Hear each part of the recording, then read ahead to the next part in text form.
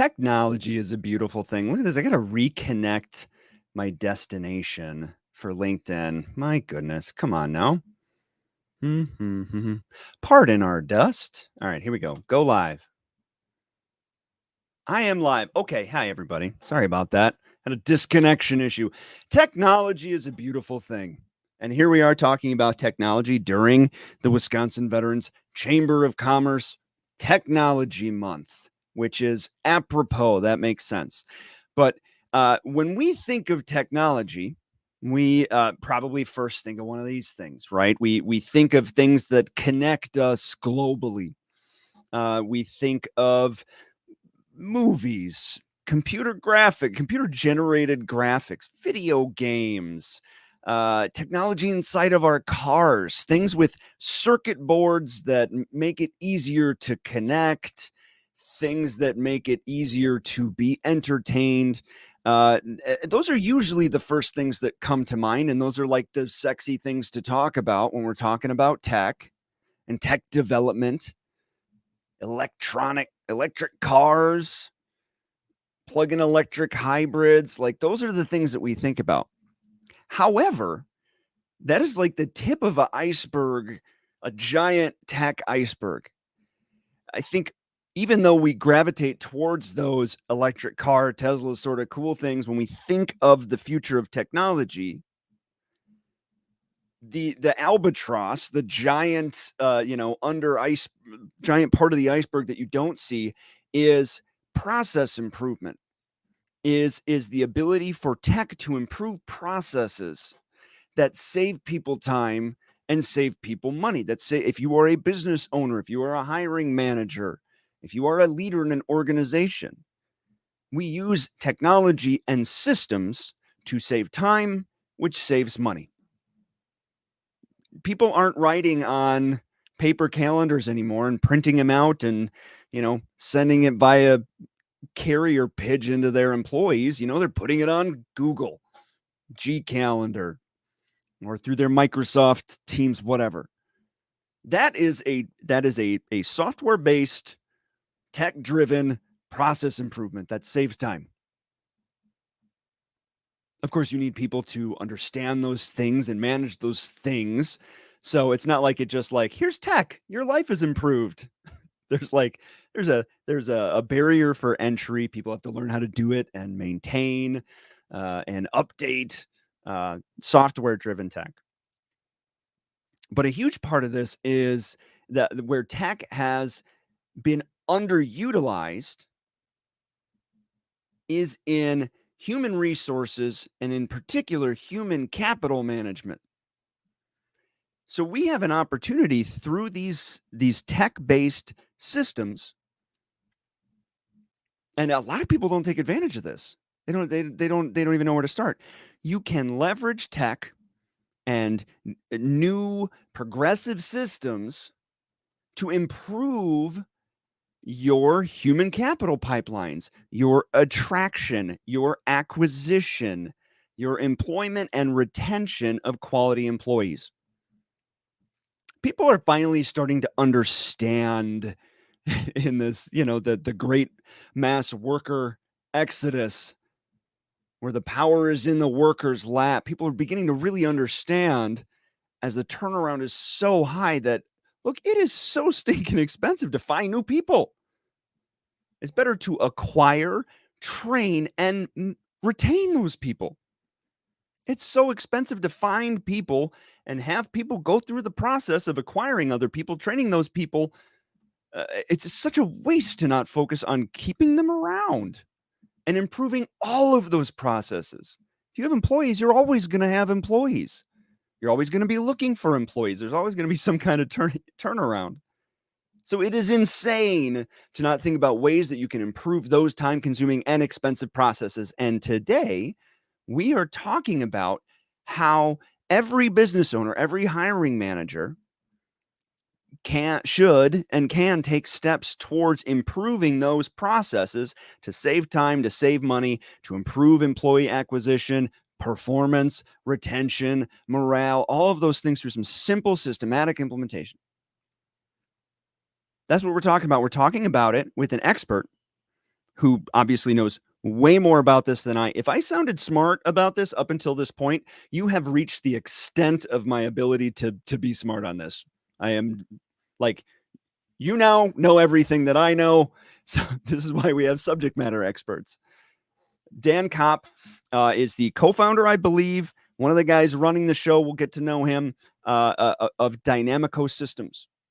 And they improve those processes. They help business owners improve those processes. So if you want some little tidbits of information on how to improve your hiring, acquisition, retention, engagement processes, leveraging tech to do so, save time and money.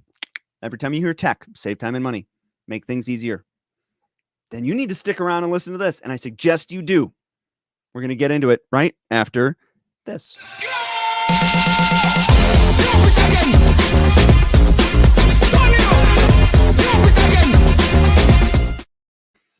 Okay, let's go. I'm so excited. I feel like I'm like caffeinated and ready to rock, and I'm ready to learn a whole bunch of stuff about something that I don't know anything about. Our good friend and fellow veteran, chamber member, Dan Kopp. How are you, sir? I am doing exceptionally well, and that was a great overview of everything I wanted to discuss today. Was it really? Because I felt like, if when in doubt, when you don't know what you're talking about, just use big words and speak confidently. Yeah, and then I believed everything you said. So, hey, I'm sold. If it passed the litmus test from a subject matter expert, then I think I'm good. So first off, tell us a bit about yourself. You are a veteran, I believe, co-founder of Dynamico Systems. Correct. I am a veteran. I was in the U.S. Army for a while, a military police officer. And then after that, I went into public education, did that for 20 years, 10 of which I was a superintendent. And since 2019, I have owned a company with two partners. So I am technically a co-founder, yes. Company's called Dynamico. Our website's dynamicosystems.com. And basically, we built our company around the premise that we can help employers, and I'm going to use many of the words that you just heard Adam use. We help employers save time and money while they attract and retain great people. Now, there's a lot to unpack there, and there's a lot that goes into that conceptually, but it's based upon compensation systems. And after 7 years of thousands of hours of philosophical discussion and trial and error, we created software that is web-based that allows every employer to custom build compensation systems for every employee group they have. Excellent. And now before we move forward, for anybody who's watching here, I just want to ensure that you all know that you can throw questions at us about any old thing that pops into your head via your comments. If you're watching on Facebook, LinkedIn, YouTube, Twitter, if you're one of the two people that watch our live streams on Twitter, okay. So drop a comment, do a retweet, whatever. But you can throw questions at us. And then also, if you're watching this not live on YouTube, throw a question in the comments. We will answer it and we will get to it. We want to make sure that we are serving you and providing this information to you. Before we get into the now, Dan, I just have a question. Like, why employee compensation systems? Like, were you growing up and or as an educator and a superintendent, were you thinking like, man, I can't wait to retire and create this technology? Or like, were you saved from a burning building by a compensation system specialist when you were a kid or something? You nailed it right there. I was saved as a young child. Okay. No, actually, go back to 2011 in Wisconsin when Act 10 affected school districts. And with that went the union contracts were basically dissolved at that time and became obsolete in many districts. And what we encountered, and I was running a school district at the time, what we encountered across the state was many district administrators, superintendents, and boards threw their compensation systems away because they were part of they were embedded in a union contract, and by default, they must go out with the contract. Wow. So what I quickly learned was no one really had a good system in place to replace the system that was there. Whether it was good, bad, or in between, it was a system that worked. So there was nothing there. So my partners and I, and we're friends. So we spent, and we were all in public education at the time. We spent countless hours trying to figure this out. And it took us 7 years. And our goal, our very narrow focus was let's create a system for educators what we created once we started using it in private and nonprofit sectors was we've got a tool that literally is so user friendly. Once I show people how to use it in a 20-minute demonstration, they're up and running and creating systems of their own through their lenses, the employer, what's important to them, what's important to their employees. And it's for every employee group. So even though we are trying to fix a very narrow issue, we created something that can be used by every employer, private, public, nonprofit, for every employee group. Even if your employee group is one, like we've worked with boards to create models for their executive directors and nonprofits. So literally, it could be a model for one person. So what sets this system apart from more traditional compensation systems, maybe more pen and paper, or like, bank information, bank information for the employee goes to bank, ACH transfer initiated, people write down the hours, they get a pay stub, blah, blah. Like how does this differ from what we traditionally understand as a compensation system? Right on. So traditionally, and there are some employers we're encountering who are well ahead of the power curve, but traditionally, compensation systems are longevity based. So our system allows you to introduce, or an employer to introduce, other things that are important for their employees to possess. Longevity is important, don't get me wrong, but it's by default a 20-year veteran, because he or she has been present for 20 years, by default does not make him or her the best employee if that's the top of your wage scale. It could, but not by default. So there are other things that go into making an employee good. So we work with our clients to have them articulate what an ideal employee brings to the table on a daily basis. So for example, every employer probably has some type of evaluation tool for all their employees. Typically, tools are broken down into subcomponents, like this part, this, whatever. So we can say, all right, this part of the evaluation tool can be embedded into your compensation system. This part can be embedded. This part can be embedded. They can be valued at different ratios based on one may be more important than the other, because traditional longevity-based models don't encourage or reward satisfactory performance, let alone exemplary performance. But an employer could take their tools that they're already using, embed those in there and say, all right, employees, if you are satisfactory, you're going to get this amount of money on top of your base. So that would not only encourage people to do it, but it would reward them for doing it. And if every employer could say they've got what they did as they define, whatever satisfactory is in their mind, however they define it, and they've got employees across the board who are satisfactory, think what could happen. But we could also introduce into the idea, what about exemplary performance? Because there's employees everywhere who are just phenomenal. Again, longevity-based systems don't acknowledge that, let alone reward it typically. So let's put in there, we've got the satisfactory metric, let's put in an exemplary metric. So, encourage people to be satisfactory. Great. If we all got there, we've got a pretty darn good business organization. But if we've also got people striving on a daily to get to exemplary, think what could happen. And that's the essence of what we bring to the table. So not only evaluation components, but whether it's certification, degrees, ability, what people do for us, that's what we help employers acknowledge. And it's not about finding where they are in the market and saying, let's just assume we're talking a custodial position. The market might be $20 starting. We're not going to go in and tell somebody, well, offer 22. That doesn't fix anything. Make sure you're in the market. Let's talk about the great things custodians do, or you want them to do, and start rewarding them for them and acknowledging that. And the win is people in the workforce, the 40 and under crew, they really want to make a difference. That's, very general statement about the generation, but they want to make a difference. They also want to make a connection with their employer. And they want the efforts they're putting in acknowledged. So our system accomplishes that. It allows the employers to make a connection with their employees while acknowledging the greatness their employees are bringing to the table on a daily basis.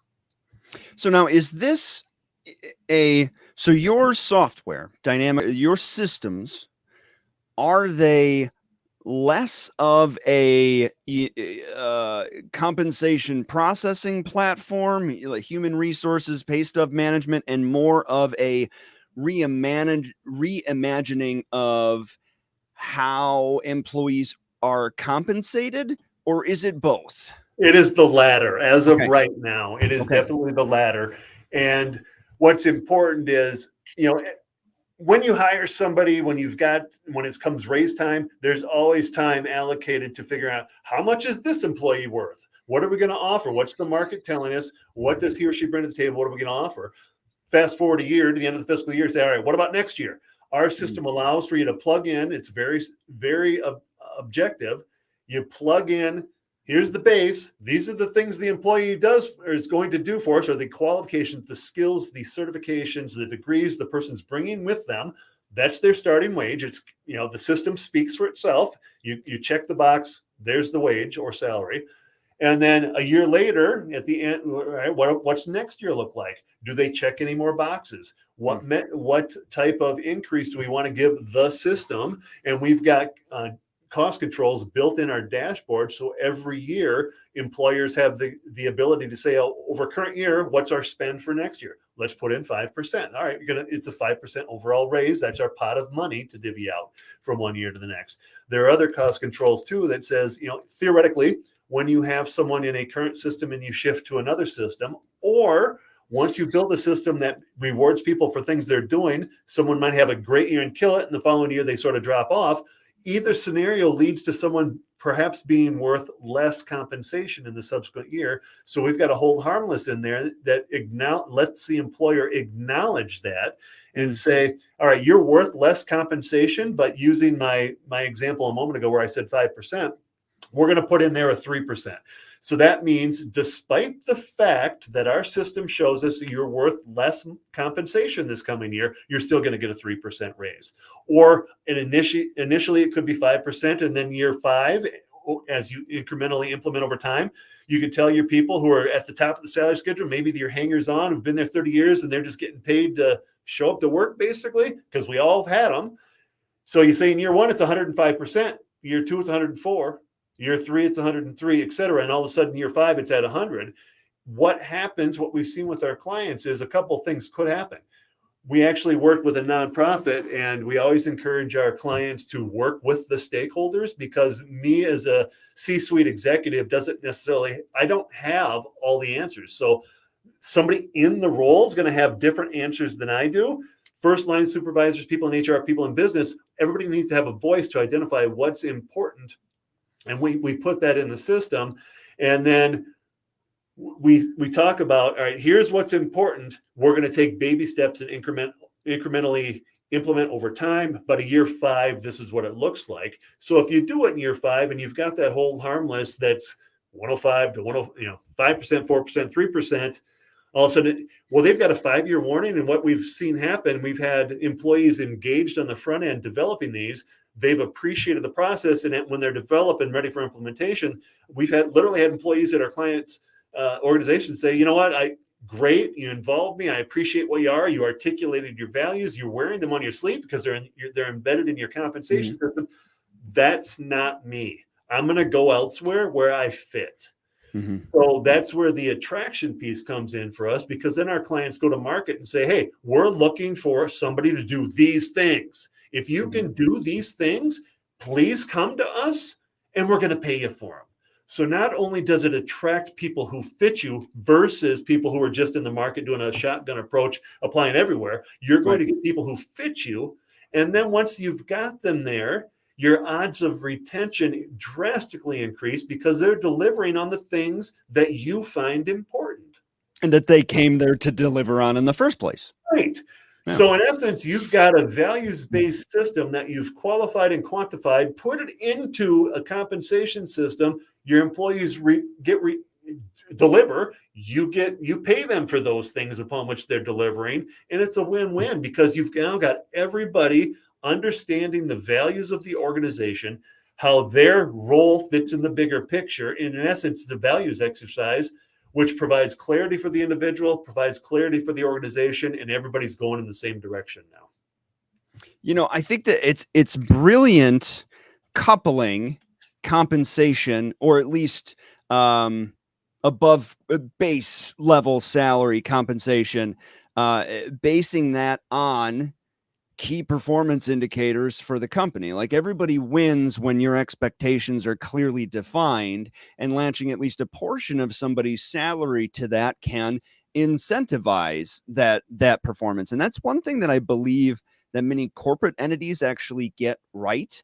They don't typically pay money for someone that is not providing a value, and they have frequent, maybe over the top evaluation periods, but then a lot of them receive annual bonuses based on their ability to execute on those KPIs, those key performance indicators. Now, is what your software does basically taking that ethos and bringing it to our non-corporate large and our medium-sized and our small businesses and our nonprofits? Absolutely. That's exactly what we do. We actually, our system allows for the management of those bonuses as well. So we've made the management easy. What we've encountered are two types of employers or HR people, business people. Like, I don't know how to innovate. All right, we've got some ideas. Let me demonstrate a couple models to get the juices flowing. Or I've got all these grandiose ideas on what I want to do, but I've got no way to manage it, because at the end of the day, when you've got a lot of different ideas and then you're trying to manage them via spreadsheets, which is typical and logical to do, it becomes an arduous task to come up with a process to manage these things. I was actually talking to a client a couple of weeks ago, and they've got 400 different employee groups within one organization. And exactly.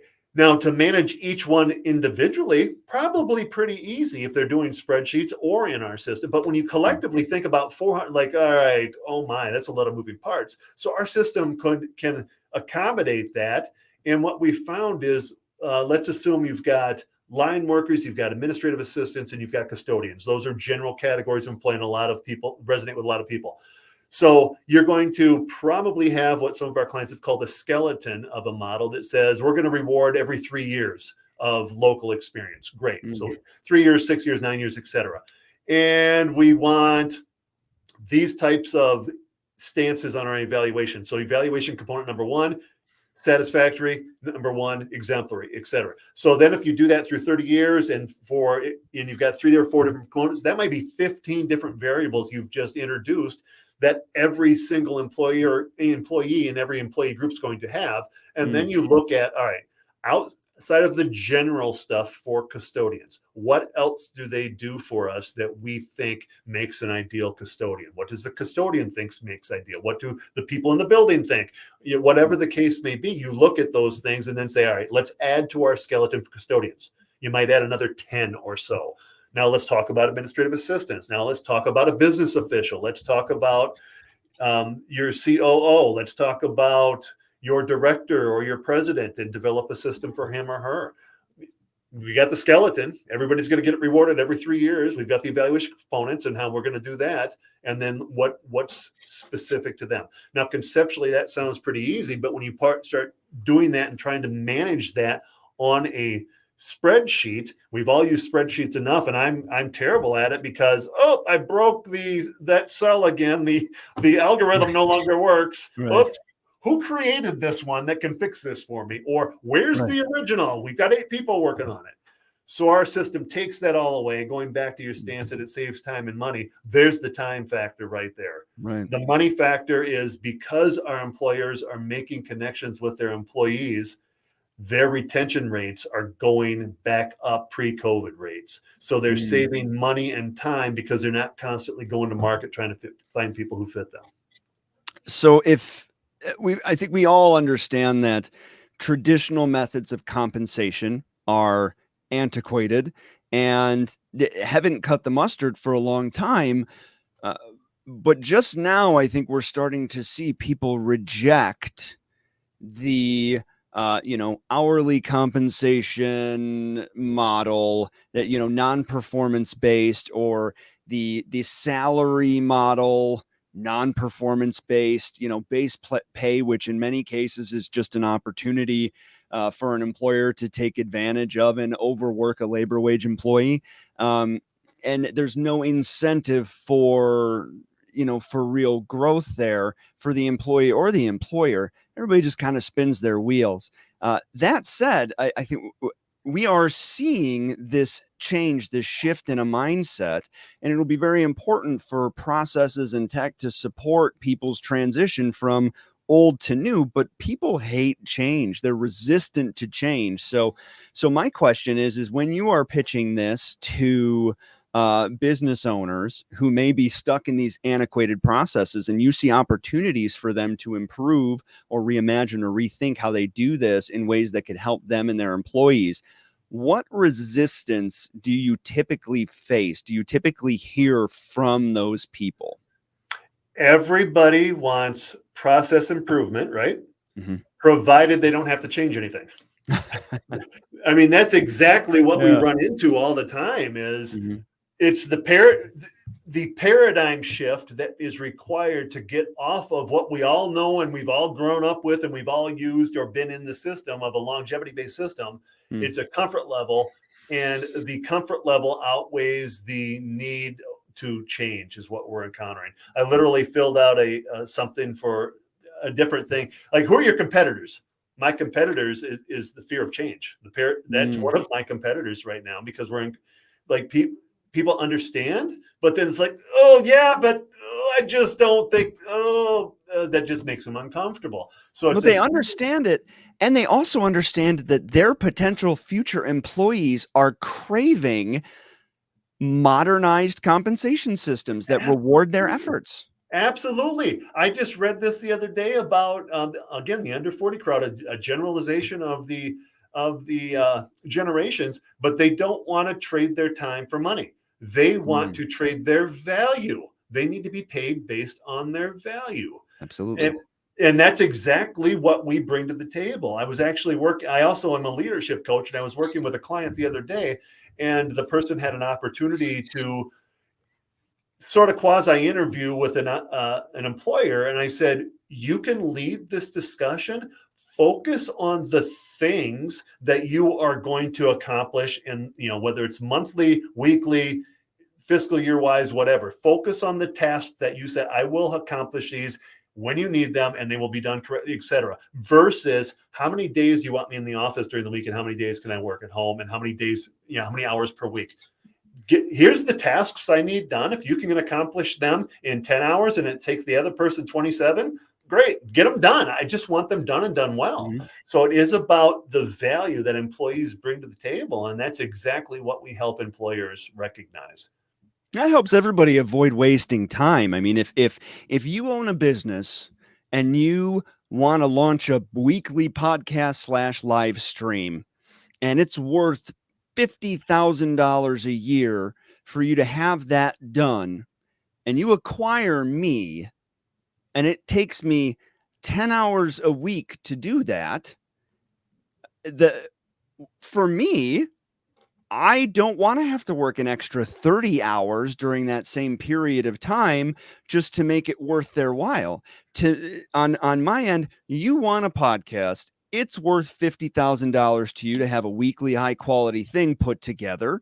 Okay, I can do that for $50,000. If you want more, and if it's worth more to you, you can pay me more. On the flip side, if down the road a podcast doesn't have the same ROI for the business owner, they can say, like, it's no longer worth that to me. Now it's worth X. So there's a little more onus that is on the employee. But I think our generation and younger, we're up to the task. That's what we're looking for. We want to provide value, trade value for compensation, and take all the other extraneous BS that wastes everybody else's time and money and throw it out. Absolutely. Yes. Again, you sound like the expert on this call. Uh, yeah, you're exactly right. I had a prospective client talk to me a couple of years ago, and he happened to own 20 convenience stores. And, like, what can you do for me? I said, well, is there more value when a prospective employee says to you, yes, I will work second shift, third shift, or weekends, versus most people just want day shift Monday through Friday? Well, yeah, there's an example of what you could drop in there. So maybe you've got people who are on call, put that in the system. maybe you've got people say, yes, I'm receptive to second, third shift or weekend shift. Now, a lot of employers do that, but they still struggle with the management of that because the more parameters you add, especially on a spreadsheet, it just gets confusing. So yes, we have 40-hour work weeks for a lot of people. You can't get around a convenience store where somebody's working the till. It's not about the value they bring conceptually. It's about the 40 hours. They have to be there for 40 hours. There are just some positions that fit that. Yeah. Right. But at the end of the day, we start talking about the evaluation component as well, on top of the differential I just said for different shifts or weekends. We all know that we've gone to convenience stores or a restaurant or any other place of business where we've had great experience. Where like, hey, somebody get the manager down here. This young lady needs a raise. She should be run. We've all had that where you just run into superstars. So if you start incorporating your evaluation components on top of those other things you're already doing to acknowledge their willingness to work second and third shift, et cetera, and all of a sudden you've got that exemplary employee. This is going to sound stupid. My favorite place to shop for years has been the Dunkin' Donuts on Highway 50 in the interstate in Pleasant Prairie, because the people in there are just absolutely wonderful. It is just a great work environment. And yeah, I go in there to get iced coffee even when I don't need it, because I like interacting with them. So if I'm sure not everybody there is that great, but by golly, that's the aura they put off. And if they're that great, their evaluation tool should recognize how great they are at compensation, and they shouldn't be there. Oh, you've been here a year, you're at this much, you've been here 2 years. No, they should reward that greatness because it's just phenomenal. It brings that value. Yeah. You don't have to wait for a year. Right. You get to a point where you are providing X value, you get compensated appropriately. Exactly. Who the system doesn't work for is the loafers who just coast and don't really like to do anything and get paid for doing the absolute less than the bare minimum. They can't stand it. So what happens to them? That's a great question. I get that all the time. It's sort of coupled with, how do I roll this out to my employees? Because it's change, which you already hit on, but also because we've got some hangers on and they're not going to like it because they're going to have to actually start working. So here's what it looks like. I encourage all employers to say, all right, get them in your meeting area. If you've got a school district, you've got an auditorium, you've got a large meeting area, everybody fits, have a company meeting, an organizational meeting, say, all right, we as the leaders of this organization, we want to start doing what's right for all of you. We want to create compensation systems that reward you for the great things you're doing for us. You've got a 3-year veteran who's killing it and leading this, leading that, the best customer service, whatever. That person's going to say, great, finally, I'm bringing value, and they want to recognize that and reward that. Great. Other people who are on some continuum of goodness to greatness, they're going to welcome that. But darn well, there's going to be some hangers on in the back row, the good old boys sitting back there thinking, well, they're not going to say this, but this is what they're thinking. Hey, boss lady, what happens to those of us who don't deliver greatness? What's going to happen to us? I mean, all right, so employers, do you want to continue to have systems that allow loafers at the top of your salary schedule? We all have had them. I've had them too. Mm-hmm. Or do you want to create systems that recognize the greatness that a first-year employee or a 35-year veteran could bring to the table and say, yes, that is what we expect and want? So when we get to that point, when they're not going to blatantly ask the question that I just sort of sarcastically said, but when you start explaining to them, hey, there's this tool in there called the Hold Harmless, and even if you don't deliver on the things that we want, you're still going to get a 3-4% raise or whatever the decision is made at the leadership level to implement. And that calms people down. Right. But in subsequent years, there's no guarantee that Hold Harmless is going to keep you whole. We may be having people who are delivering, they're getting 7-8% raise. And those of you who aren't delivering are maybe getting a 1 or 2% raise. So if you're okay with that, and compared to inflation, a 1% raise, if inflation is normal or crazy like it is right now, a 1% raise is a decrease in salary. Yeah, exactly. But if somebody's okay with that, okay. But eventually they're not going to be okay with that. And Right. then it's going to be time for them, you work them out of the system or they work themselves out, because they're going to find an employer who has embraced embrace the innovation. And I'm going to go over to the employer down the road where I can coast as a 20-year veteran. Yeah. Yeah.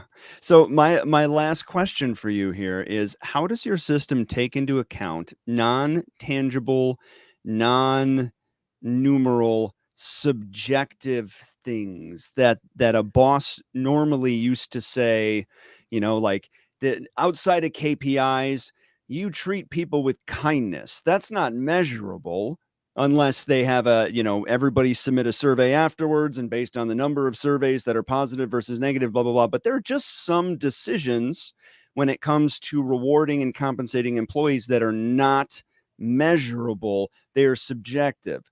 So is your system cutting those things out so it is a no joke, yes or no, black or white, on or off, numbered 1 through 10, or does it give room for a leader to put in those subjective thoughts?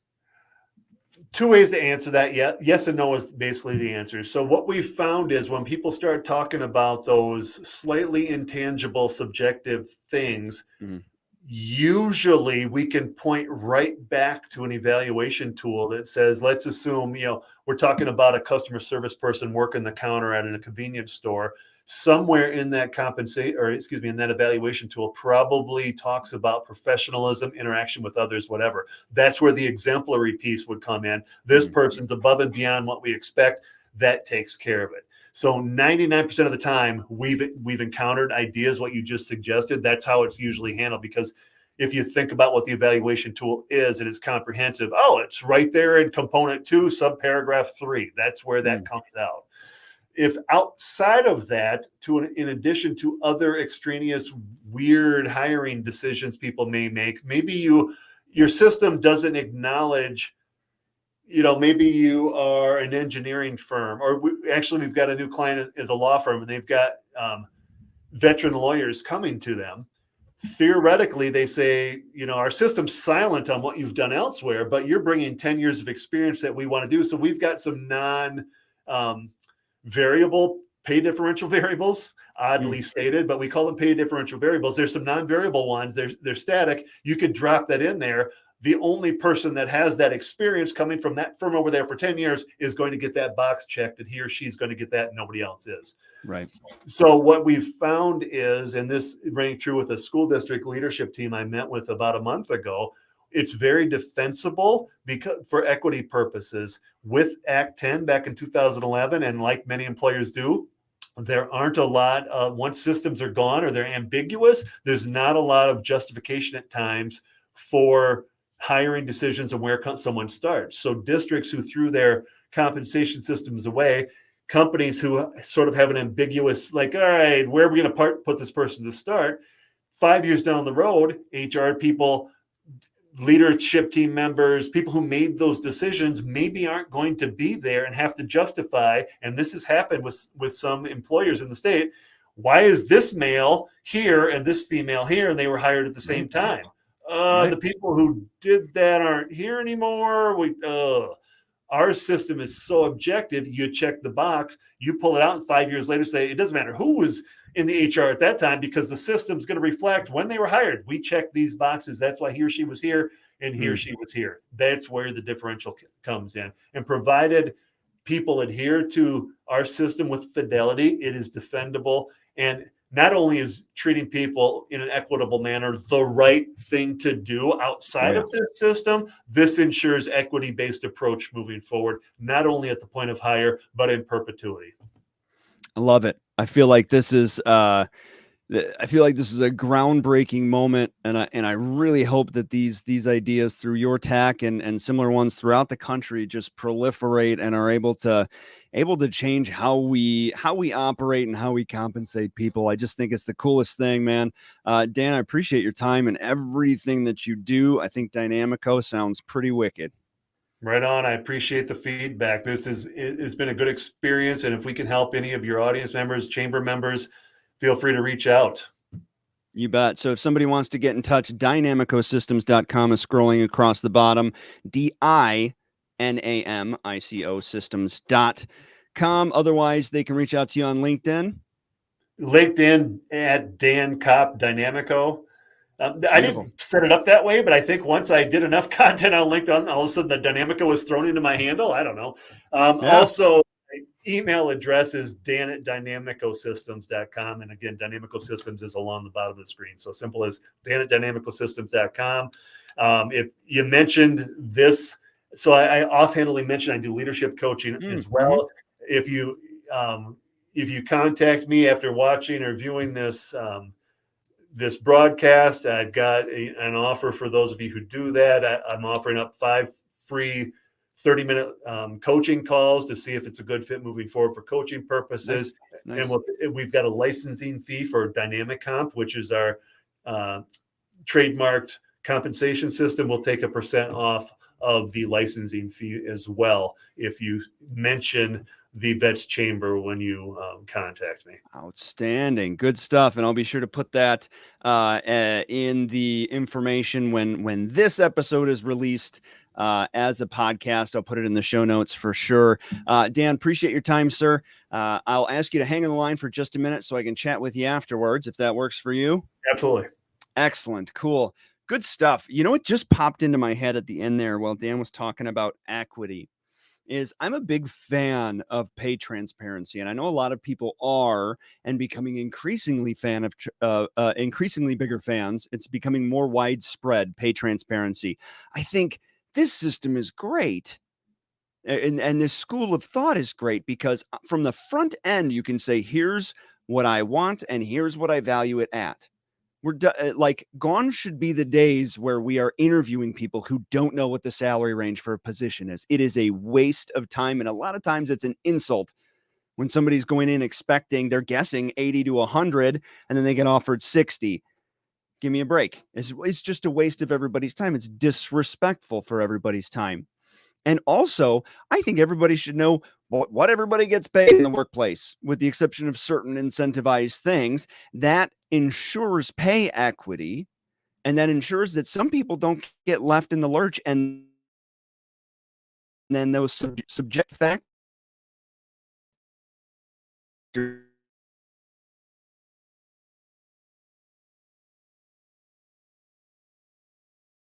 pay scale are what happened. Am I back? I'm back. That was weird. Anyways, that's probably my sign. That's probably StreamYard saying, dude, zip it. But anyways, that's cool. Learn more about Dynamico Systems and catch us every single stinking darn week, because you know what?